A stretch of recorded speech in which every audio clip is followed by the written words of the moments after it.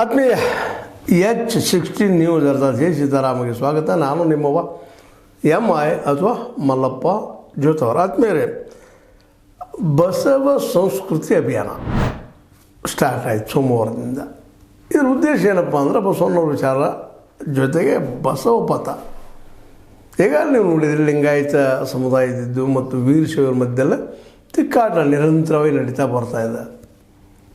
ವೀರಶೈವರು ಎಲ್ಲರೂ ಒಂದು ಅಂತ ಹೇಳೋ ಪ್ರಯತ್ನ ಮಾಡಿದ್ರೆ ಲಿಂಗಾಯತ ಇಲ್ಲರಿ, ನಾವು ಹಿಂದೂ ಅಲ್ಲ, ನಮ್ಮದು ಲಿಂಗಾಯತ ಧರ್ಮ, ವೀರಶೈವನು ನಮ್ಮದಲ್ಲ ಅನ್ನೋಷ್ಟು ಕಠೋರವಾಗಿ ಬೇರೆ ಆಗಿದ್ದಾರೆ.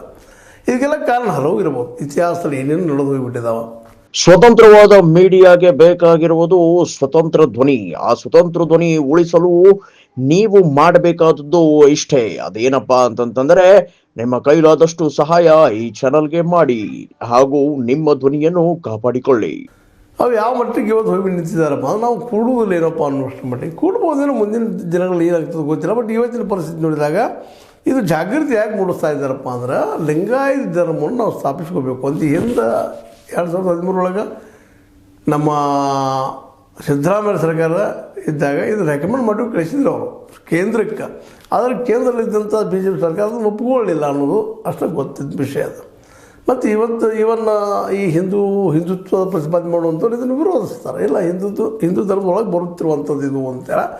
ಆದರೆ ಲಿಂಗಾಯತ ಧರ್ಮಪ್ಪ ಇದಂತ ಹೇಳ್ಕೊಳ್ಳೋರು ಇಲ್ಲ, ಬಸವಣ್ಣ ಈ ಹಿಂದುತ್ವ ನೀವೇನು ಇವತ್ತು ವಾದ ಮಾಡ್ತಾಯಿದ್ರಿ, ಇದರ ವಿರೋಧವಾಗಿ ಪ್ರತಿಭಟನಾತ್ಮಕವಾಗಿ ಸಮಾನತೆಗಾಗಿ ಮತ್ತು ಇವತ್ತು ನಾವು ಏನು ಇವತ್ತು ಹೇಳ್ತಾ ಇದ್ದೀವಿ ಮಾಡರ್ನ್ ವರ್ಲ್ಡ್ ಬಗ್ಗೆ, ಆ ಹಿನ್ನೆಲೆಯಲ್ಲಿ ಬಸವಣ್ಣ ಚೇಂಜ್ ಮಾಡಿದ್ರೆ ಅಲ್ಲಿ ಜಾತಿ ಇಲ್ಲ, ಆದರೆ ಉಳ್ಕೊಂಡು ಬಂದದ. ಅದಕ್ಕೆ ನಾವು ಬಸವಪತಿಕರು, ಅದಕ್ಕೆ ಲಿಂಗಾಯತ ಧರ್ಮ ತಗೊಳ್ತೀವಿ. ಆನಂತರ ಸಬ್ಕಾಸ್ಟ್ ಅಂದ್ರೆ ಏನು, ಉಪಜಾತಿಗಳದಾವ ನಮ್ಮ ಜೊತೆ ಹಚ್ಕೊಂಡು ಬಿಟ್ಟಿವಿ ನಾವು ಇವತ್ತು, ಹಚ್ಕೊಂಡು ಹೋಗ್ತೀವಿ. ಅದಕ್ಕೆ ನಮಗೆ ಏನದ OBC ಒಳಗೆ ನಮ್ಗೆ ರಿಸರ್ವೇಷನ್ ಸಿಗಲಿ ಅನ್ನುವಂಥದ್ದು, ಅಥವಾ ಅದೊಂದು ಮೈನಾರಿಟಿ ಆಗಲಿ ನಮ್ಮದು ಅನ್ನೋದು ಅವ್ರ ಬೇಡಿಕೆ. ಇಲ್ಲ, ಹಿಂದುತ್ವೊಳಗೆ ಇದನ್ನು ಧರ್ಮ ಮಾಡಿಕೊಂಡು ನಾವು ಮಾಡ್ಕೊಳ್ತೀವಿ ಅನ್ನೋದು ಏನೇನು ಒಟ್ಟಿನಲ್ಲಿ ವಿಚಾರಧಾರೆಗಳ ಅವ್ರು ಮಂಡಿಸ್ತಾ ಇದ್ದಾರೆ. ಅವ್ರ ವಿಚಾರಧಾರೆಗಳಲ್ಲೇನೂ ಸತ್ಯದ ಇಲ್ಲಂತಲ್ಲ. ಯಾಕಂದರೆ ಬಸವಣ್ಣನವರು ನಿಜವಾಗಿಯೂ ಜಾತಿ ವ್ಯವಸ್ಥೆನ ವಿರೋಧಿಸ್ತಾವೆ, ಅದರಲ್ಲಿ ಎರಡು ಮಾತೇ ಇಲ್ಲ. ಅದ್ರ ಜೊತೆಗೆ ಅವರ ಏನಪ್ಪ ಅಂದ್ರೆ ಇನ್ನೊಂದು ಮಾತು ನಾವು ಭಾಳ ಗಮನಿಸಬೇಕಾಗಿದೆ. ವೈಚಾರಿಕವಾಗಿ ಮತ್ತು ವೈಜ್ಞಾನಿಕವಾಗಿ ಇವತ್ತು 800 ವರ್ಷದಿಂದ ಇಡೀ ಸಮುದಾಯವನ್ನು ಕಟ್ಟುವಂಥ ಕೆಲಸ ಮಾಡಿ ಮೇಲು ಕೀಳು ಅನ್ನುವಂಥದ್ದು ಕಿತ್ತು ಹಾಕುವಂಥ ಪ್ರಯತ್ನ ಮಾಡಿದವರು. ಅದಕ್ಕೆ ಅಂಥ ಒಬ್ಬ ಬಸವಣ್ಣನ ಅವ ನಮ್ಮ ಧರ್ಮ ಗುರುಪ ಅನ್ನುವಂಥದ್ದು. ಅವನ ವಚನಗಳ ಬಸವಣ್ಣ ವಚನ ಆಯಿತು, ಅನುಭವ ಮಂಡಲದಲ್ಲಿ ಬರುತ್ತಿರೋದು 500-600 ಜನ ಆವತ್ತಿನ ವಚನಕಾರರು ಬರ್ತಾರೆ, ಅಥವಾ ಆವತ್ತಿನ ಅನುಭವಗಳು ಹೇಳಿದಂಥ ಬರ್ತಾರೆ. ಅವರೆಲ್ಲರೂ ಅವ್ರ ವಚನಗಳ ನಮಗೆ ಪರಮ ಪಾವನ. ಆದರೆ ಹಿಂದುತ್ವದಲ್ಲಿ ಹಾಗಿಲ್ಲ. ಇಲ್ಲೇ ಏನಪ್ಪ ಅಂದ್ರೆ ಭಗವದ್ಗೀತೆ ಮೇನ್ ಬರುವಂಥದ್ದು ಹಿಂದುತ್ವ ಅಂದಾಗ, ಉಪನಿಷತ್ತುಗಳು, ವೇದಗಳು. ಆದರೆ ಇವುಗಳನ್ನೆಲ್ಲ ವಿರೋಧ ಮಾಡಿದ್ದನ್ನು ಈಗ ಹಿಂದಿನ ಎಪಿಸೋಡಲ್ಲಿ ನಾನು ನಿಮಗೆ ವಿವರಿಸಿ ಹೇಳಿದ್ದೀನಿ, ಅಂತ ಉಗ್ರವಾಗಿ ಖಂಡಿಸ್ತಾ ಇದ್ರು ಅಂತೇಳಿ. ವೇದಗಳ ಹೊರೆ ಕಟ್ಟು ಹೇಳುವಂಥ ವಚನಗಳನ್ನ ಈಗ ಹೇಳಿದ್ದೀನಿ. ಅವು ನೋಡೋಣ ಹಿಂದಿನ ಒಂದು ವಿವರಣೆ. ಇವತ್ತು ಮಾತಾಡ್ತಾ ಇರೋದು ಆ ನೆಲೆಯಲ್ಲೇ ಬಸವಣ್ಣವರ ಲಿಂಗಾಯತ ಧರ್ಮವನ್ನು ಎಲ್ಲ ಕಡೆ ಅದು ಕರ್ನಾಟಕದಲ್ಲಿ ಒಂದೊಂದು ಧರ್ಮಪ್ಪ, ಅದು ಜಾತಿ ಅಲ್ಲ ಅನ್ನುವಂಥದ್ದು. ಇಲ್ಲೇನಾಗ್ತದೆ, ವೀರಶೈವರದ್ದು ಲಿಂಗಾಯತದಾಗ ಅದು ಲಿಂಗಾಯತ ಅನ್ನೋದು ಒಂದು ಜಾತಿಯಾಗಿ ಪರಿವರ್ತನೆ ಆಗ್ತದೆ. ಅದು ಬೇಕಾಗಿಲ್ಲ ಅವ್ರಿಗೆ. ಇಲ್ಲೇನದ ಲಿಂಗಾಯತ ಧರ್ಮ ಆಗಲಿ, ಅದರ ಕೆಲಸ ಮಾಡೋರು ಏನು ಉಪಕಸಬುಗಳಿದ್ದಾವೆ, ಆ ಕಸಬಿನ ಆದರೆ ಅಲ್ಲಿ 5 ಮಂದಿ ಇರ್ತದೆ, ಜಾತಿ ಮಂದಿ ಇರ್ತದೆ, ಅದಪ್ಪ ನಮ್ಮದು. ಹಿಂಗೆ ಇವರು ಮಾತಾಡುವಂಥ ವಾದ ಬಂದವ. ಇದರಲ್ಲೂ ಅರ್ಥ ಅದ. ಮತ್ತು ಅವ್ರು ನಾವು ಒಂದು ಹೋಗೋಣ ಅಂದ್ರೆ ನಮ್ಮ ಹೆಚ್ಚು ರಿಸರ್ವೇಷನ್ ಸಿಗ್ತದೆ ಹಾಗೆ ಅಂತ ಅವರು ವಾದ ಮಾಡ್ತಾರೆ. ವಾದ ಮಾಡೋರಿಗಿಂತ ಅವ್ರವ್ರ ದೃಷ್ಟಿಯಿಂದ ಸರಿನ ಅದೇನಲ್ಲ. ಯಾಕೆ ನಮಗಿವತ್ತು ಏನಾಗಿದೆ ದುಸ್ಥಿತಿ ದೇಶದ್ದಪ್ಪ ಅಂತಂದ್ರೆ, ಮೀಸಲಾತಿ ಸಿಗ್ತದೆ ನಮಗೆ, ಒಂದು ಸಾಧನೆ ಆಗ್ತೈತಿ ಅಂತ, ದೊಡ್ಡ ಸಾಧನೆ ಮಾಡ್ಕೊಳ್ತೀವಿ ನಾವು ಅಂತೇಳಿ. ಇಲ್ಲಿವ್ರಿಗೆ ಏನು ಸಾಧನೆ ಆಗ್ಯದ್ರಿ ಮೀಸಲಾತಿ ಅಂತ ಹೇಳ್ರಿ. ಮೀಸಲಾತಿ ಕೆಲವೊಂದು ಕಮ್ಯುನಿಟಿಗಳು ಅನುಕೂಲ ಆಗ್ಯದಾವ, ಇಲ್ಲ ಅಂತಲ್ಲ, ಮೇಲೇಳುವಲ್ಲಿ ಸಹಕಾರ ಆಗ್ಯದ ಇಲ್ಲ. ಆದರೆ ಅದರಲ್ಲೂ ಮತ್ತೊಂದು ಗುಂಪುಗಳಾಗ್ತಾವೆ, ಬುದ್ಧಿವಂತರ ಗುಂಪು, ಅವ್ರು ಲಾಭ ಮಾಡ್ಕೊಳ್ತಾರೆ. ಇಡೀ ಸಮುದಾಯಕ್ಕೆ ಇಷ್ಟ ಮಟ್ಟಿಗೆ ಲಾಭ ಹೇಳಲಿಕ್ಕೆ ಆಗೋದಿಲ್ಲ. ಆದರೆ ಎಜುಕೇಷನ್ದಲ್ಲೂ ಅದರಲ್ಲಿದ್ದಲ್ಲೂ ಸ್ವಲ್ಪ ಅವಕಾಶಗಳು ಸಿಗ್ತಾವಿಲ್ಲ ಅಂತಲ್ಲ, ಆ ಸಿಗ್ಬೇಕಾಗಿದ್ದು ಮತ್ತು ಅದರಲ್ಲಿ ಈಗ ನೋಡಿರಿ, ಎಡಗೈ ಬಲಗೈ ತಿಕ್ಕಾಟ ಹೇಗೆ ನೋಡತ್ರಿ, ನೀವು ಆ ಹೆಸರು ಮೇಲೆ ಲಾಭ ನೀವು ಮಾಡ್ಕೊಳ್ತೀರಿ ಅನ್ನುವಂಥ ಇನ್ನೆಲ್ಲ ತಿಕ್ಕಾಟಗಳಿದ್ದಾವೆ. ಕೆಲವೇ ಯಾವುದೇ ಸಮುದಾಯದಲ್ಲಿ ಲಾಭ ಮಾಡ್ಕೊತಾರೆ. ಅದ್ರೊಳಗೆ ಈಗ SCಗಳೆಲ್ಲ ದಲಿತ ಸಮುದಾಯದಲ್ಲ, ಅಲ್ಲಿ ಬುದ್ಧಿವಂತ ವರ್ಗದವ್ರು ದಲಿತರನ್ನ ಅಂದ್ರೆ ಮೀನನ್ನು ಬೇಟೆ ಆಡ್ತಾರೆ. ಅದಕ್ಕೆ ಅಲ್ಲಿ ತಿಕ್ಕಾಟ ಹಚ್ಚೆ ನಮಗಿಲ್ಲಿ ಸಪ್ರೇಟ್ ಬೇಕು. ಒಳ ಮೀಸಲಾತಿಗಳು ಇವತ್ತು ದೊಡ್ಡ ಒಂದು ರೂಪಾಯಿ ಪಡ್ಕೊಂಡಿದ್ದಾವೆ. ಹಾಗಾಗಿ ಇವತ್ತೇನಾಗ್ಯದಪ್ಪ ಅಂತಂದ್ರೆ ಮೀಸಲಾತಿದಿಂದಾಗಿನ ನಮಗೆಲ್ಲ ಸಾಧ್ಯ ಆಗೈತೆ ಅನ್ನೋಂಥ ಭಾವನೆ ಮೂಡಿದ್ದು. ಇದಕ್ಕೆ ಕಾರಣ ನಮ್ಮ ರಾಜಕಾರಣಿಗಳು ನಾವು ಮಾಡ್ಕೊಳ್ಳೋಂಥ ವ್ಯವಸ್ಥೆ, ಇದರಲ್ಲಿ ಎರಡು ಮಾತಿಲ್ಲ. ನಾವು ಮಾಡ್ಕೊಂಡು ವ್ಯವಸ್ಥೆ ಅದನ್ನು ಮೂಲತಃ ಅಂಬೇಡ್ಕರ್ ಅವ್ರ ಬಗ್ಗೆ ನಾವು ಹೇಳ್ಬಂದು ಭಾಳ ಸಲ ಈ ಮಾತನ್ನ ಹೇಳಿದ್ದ. ಅಂಬೇಡ್ಕರ್ ಅವರು ಅಸ್ಪೃಶ್ಯರಿಗೆ ಮಾತ್ರ ರಿಸರ್ವೇಷನ್ ಅಂತ ಹೇಳ್ತಾಯಿದ್ರು. ಇವತ್ತು ಇದು ತೆಗೆದು ನೋಡ್ರಿ ಗೊತ್ತಾಗೇ ಆಗ್ತದೆ. ಅವ್ರು ಜಾತಿ ಕೊಡ್ಲಿಕ್ಕೆ ಹೋಗ್ಬೇಡ್ರಿ ಅಂತ ಹೇಳಿದ್ರು. ಯಾರನ್ನು ನಾವು ತಿರಸ್ಕಾರ ಮಾಡ್ತೀವಿ, ಮುಟ್ಟುವುದಿಲ್ಲವೋ ಅಂಥ ಜನರಿಗೆ ಮಾತ್ರ ಅದು ಐಡೆಂಟಿಫಿಕೇಷನ್ ಮಾಡಿರಿ, ಸರ್ವೆ ಮಾಡಿರಿ ಅವ್ರಿಗೆ ರಿಸರ್ವೇಷನ್ ಕೊಡ್ರಿ. ಅವ್ರು ಕಲಿಯೋದಕ್ಕೆ ಮಾಡೋದಕ್ಕೆ ಮುಂದೆ ಕೊಡೋದವ್ರಿಗೆಲ್ಲ ಅವ್ರು ಕಲಿದ ಮೇಲೆ ಅದರ ಅವಶ್ಯಕತೆ ಇಲ್ಲ. ಎಜುಕೇಷನ್ ಸಿಗ್ತಾ ಅವ್ರು ಮತ್ತೆ ಅವ್ರ ಬದುಕನ್ನು ಕಟ್ಕೊಳ್ತಾರೆ ಅನ್ನುವಂಥ ಮಾತನ್ನು ಸ್ಪಷ್ಟ ಮಾಡಿದ್ದಾರೆ. ಆದರೆ ನಾವು ಏನು ಮಾಡಿಬಿಟ್ಟಿವಿ ಅಂದರೆ ತಪ್ಪಾಗಿ ಅರ್ಥ ಮಾಡ್ಕೊಂಡು ಹೆಂಗೋ ಜಾತಿ ಹೆಸರು ಉಳಿದು ಅದನ್ನ ಇಟ್ಕೊಂಡು ಅವ್ರಿಗೆ ಅದರ ಸೇರಿಸಿಬಿಟ್ಟಿವಿ. ಹೀಗಾಗಿ ನಾವು ಅದರ ಸೇರ್ತೀವಿ, ನಾವು ಇದರ ಸೇರ್ತೀವಿ. ನಮ್ಮೊಳಗೆ ಬರೋದಿಲ್ಲ, ಎಡಗೈದವರ ಬರಗೈದವ್ರು ಅಲ್ಲಿ ಹೋಗ್ತಾರೆ, ಶುರು ಅಲ್ಲಿ ಜಗಳ. ನಾವು ಒಟ್ಟೆ ಏನು ಮಾಡಿದ್ವಿ, ದೇಶದೊಳಗೆ ಜಾತಿಯಲ್ಲಿ ಜಗಳ ಹೆಚ್ಚೆ ವಿದೇಶಿಯರ ಕೈಯಲ್ಲಿ ಗುಲಾಮರಾಗಿದ್ದು ಈ ಜಾತಿ ವ್ಯವಸ್ಥೆಯಿಂದ. ಇದರಲ್ಲಿ ಎರಡು ಮಾತೇ ಇಲ್ಲ. ಯಾಕಂದ್ರೆ ನಾವು ಒಡ ತುಂಡು ಆಗಿ ಹೋಗ್ಬಿಟ್ಟು ಇಡೀ ದೇಶ ತುಂಬ.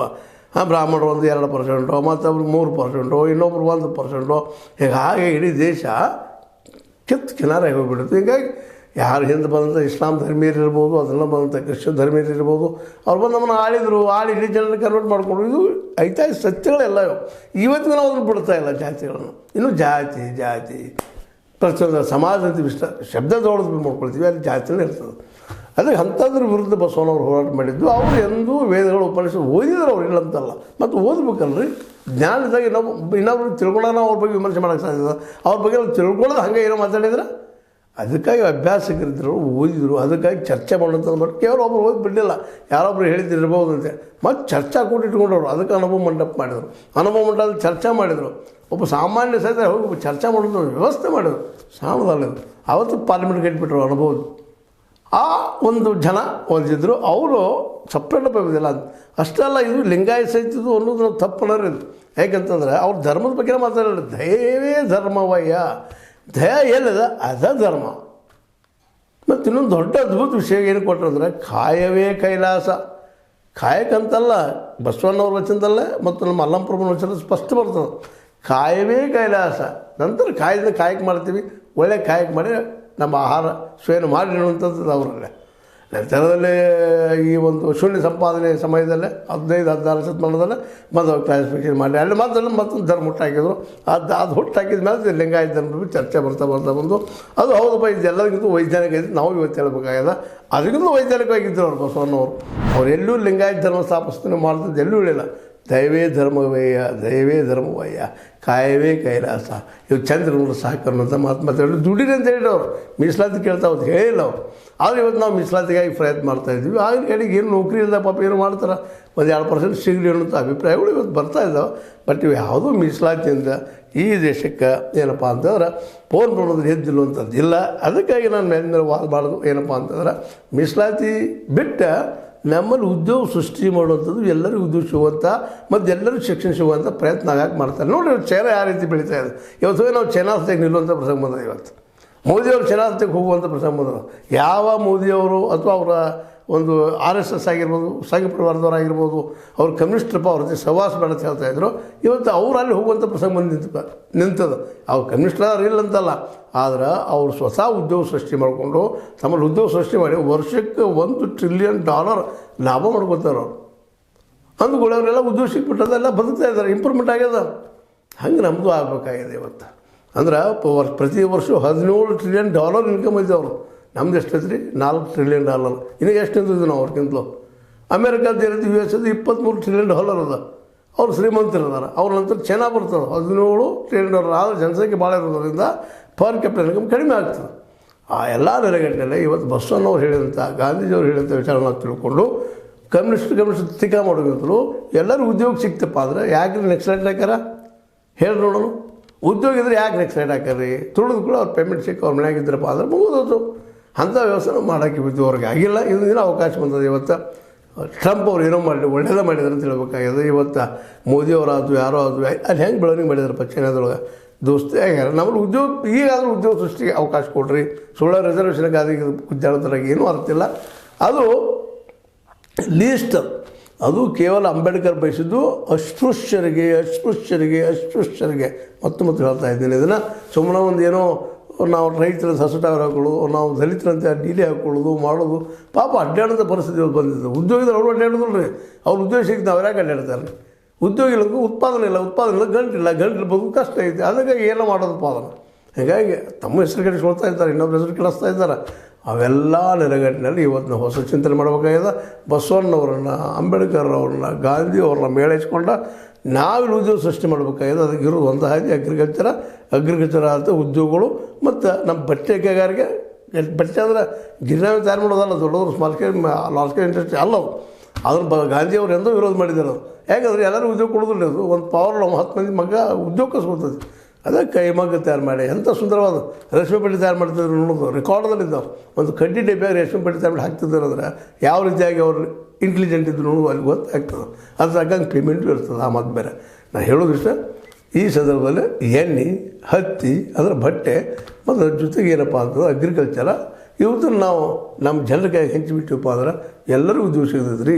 ಇದ್ಯಾಕೆ ವಿಚಾರ ಮಾಡ್ತಾಯಿಲ್ಲ? ಇವತ್ತು ಅನ್ಸಾಗಿದ್ದು ಮೋದಿಯವ್ರಿಗೂ ಸಹ ಹೌದು ನಾವು ಸ್ವಯಂ ಆಗಬೇಕು, ಅದಕ್ಕೆ ನೀವು ಬ್ಲ್ಯಾಕ್ ಮನಿ ಹಾಕಿರಿ, ವೈಟ್ ಮನಿ ಹಾಕಿರಿ. ಆ ಮನಿ ಯಾಕೆ ಬೇಕಾಗಿದ್ದಾರೆ ನಮಗೆ ಸಣ್ಣ ಸಣ್ಣ ಉದ್ಯೋಗ ಅಷ್ಟು ದೊಡ್ಡ ಬಂಡವಾಳ ಹಾಕೋ ಅವಶ್ಯಕತೆ ಇಲ್ಲ ಅಂದಾಗ ಸಣ್ಣ ಬಂಡವಾಳ ಹಾಕಿ ಹೇಳಿದಾರೆ. ದೊಡ್ಡ ಡ್ಯಾಮ್ ಕಟ್ಟೋಕ್ಕಿಂತಲೂ ಅಲ್ಲಲ್ಲಿ ಚೆಕ್ ಡ್ಯಾಮ್ ಕಟ್ಟಿದ್ವಪ್ಪ ಅಂದರೆ ಎಲ್ಲರಿಗೂ ಭೂಮಿಯೂ ಏನಪ್ಪ ನೀರಿಂದ ಕೊಡ್ತೈತಿ, ಜೊತೆಗೆ ಈ ಸವಕಳಿ ಆಗೋದಿಲ್ಲ, ಭೂಮಿ ಸಮೃದ್ಧಿ ಆಗ್ತದೆ ಅನ್ನುವಂಥ ಮಾತುಗಳು ನಮ್ಮಲ್ಲಿ ನಾವು ಸಾಕಷ್ಟು ವಿಜ್ಞಾನಿಗಳು ಹೇಳಿದ್ದಾರೆ. ಆ ನೆಲೆಯಲ್ಲಿ ನಾವು ಚಿಂತನೆ ಮಾಡಿದ್ರಿ. ಹೋಗ್ಯ ಮೀಸಲಾತಿಗಾಗಿ ನಾವು ಲಿಂಗಾಯತರಾಗುವಂಥ ಒಂದು ಪ್ರಯತ್ನ ಇವ್ರು ಮಾಡ್ತಾ ಇದ್ದಾರಲ್ಲ. ಪಾಪ ಉದ್ಯೋಗ ಇಲ್ಲದಾಗ ಉದ್ಯೋಗ ಇದ್ರೆ ಇವರು ಯಾಕೆ ಮೀಸಲಾತಿ ಬಯಸ್ತಾರೆ?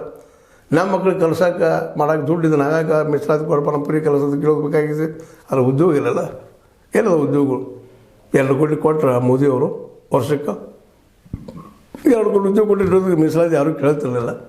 15 ಲಕ್ಷ ಬಡವ್ರಿಗೆ ಹಾಕೋಣಾದ್ರು ಹಾಕಿದ್ರೆ ಅದು ಬಿಟ್ಟು 15 ಲಕ್ಷ ಭಾಳ ಉದ್ಯೋಗ ಕೊಡೋದು ಮುಖ್ಯ ಅದ. ಉದ್ಯೋಗ ಸಿಗೋದು ಅಗ್ರಿಕಲ್ಚರ್ ಮತ್ತು ಅಗ್ರಿಕಲ್ಚರ್ ಆಧಾರಿತ ಉದ್ಯೋಗಕ್ಕೆ, ಅದ್ರ ಜೊತೆಗೆ ಮಾರ್ಕೆಟ್ ಕೊಡೋದು ಅವ್ರಿಗೆ. ಇದು ಮತ್ತೆ ಹೇಳ್ತಾರೆ ಇರಲಿ. ಈಗ ಮಾತ್ರ ಇವರು ಲಿಂಗಾಯತ ಧರ್ಮ ಸಲುವಾಗಿ ಮತ್ತು ಲಿಂಗಾಯತ ಧರ್ಮ ಬರ್ಸ್ರಿ, ಜೊತೆಗೆ ಪುಚಾತಿ ಬರ್ಸ್ರಿ ಅವ್ರು ಹೇಳ್ತಾ ಇದ್ದಾರೆ. ಅವ್ರ ದೃಷ್ಟಿಯಲ್ಲಿ ಅವ್ರು ಸರಿ ಅದ ಮತ್ತು ನಮಗೂ ಸರಿ ಅನ್ನಿಸ್ತದೆ. ನಿಮಗೆ ಏನು ಅನ್ನಿಸ್ತದೆ? ನೀವು ಅನಿಸಿದ ಕೆಲವೊಂದು ಕೆಳಗೆ ಬ್ಲಾಗ್ದಾಗ ಬರ್ರಿ, ಬರೋದು ತಿಳಿಸ್ತಾ ಇರ್ರಿ. ಮತ್ತು ಇದು ಸಂಘರ್ಷಕ್ಕಿಂತ ತಿಳ್ಕೊಂಡು ಹೋಗುವಂಥದ್ದು ನಮ್ಮದು ಅನುಭವ ಮಂಟಪದ ನೆಲೆಯಲ್ಲಿ ನಾವೆಲ್ಲ ಚಿಂತನೆ ಮಾಡುವಂಥ ಅಂತ. ಇದು ನಿಮಗೆ ಲೈಕ್ ಆಗಿರ್ಬೋದು, ಲೈಕ್ ಮಾಡಿ, ಶೇರ್ ಮಾಡಿ, ಕಮೆಂಟ್ ಮಾಡಿ, ಜೊತೆ ಸಬ್ಸ್ಕ್ರೈಬ್ ನಿಲ್ಲಿಸ್ಬಿಡ್ರಿ. S16 ನ್ಯೂಸ್ ಇದು ಸತ್ಯದ ಕೈಗೆ ನೋಡಿ ವಂದನೆಗಳು.